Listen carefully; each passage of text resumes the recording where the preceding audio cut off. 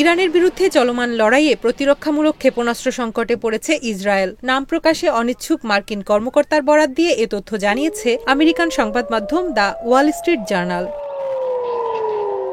সংবাদ মাধ্যমটি বলছে, প্রতিরক্ষামূলক অস্ত্র কমে যাওয়ায় ইরান থেকে আসা দূরপাল্লার ব্যালিস্টিক ক্ষেপণাস্ত্র ভূপাতিত করার সক্ষমতা কমে যেতে পারে ইসরায়েলের। এতে ইসরায়েল হুমকির মুখে পড়বে।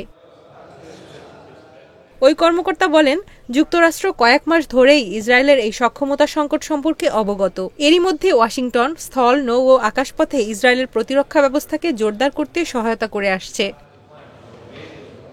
তবে এ নিয়ে ইসরায়েলি সেনাবাহিনীর কোনো মন্তব্য পায়নি ওয়াল স্ট্রিট জার্নাল।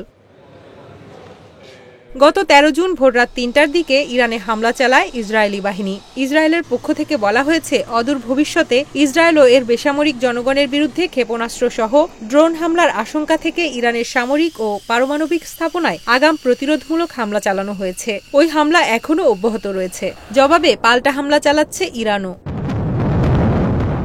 আজ বুধবার ষষ্ঠ দিনে গড়ালো ইসরায়েল ইরান সংঘাত। আল জাজিরা জানিয়েছে, ইসরায়েলের হামলায় ইরানে এখন পর্যন্ত অন্তত ২৪০ জন নিহত হয়েছে, আর ইসরায়েলে ইরানের হামলায় নিহত হয়েছে অন্তত ২৪ জন।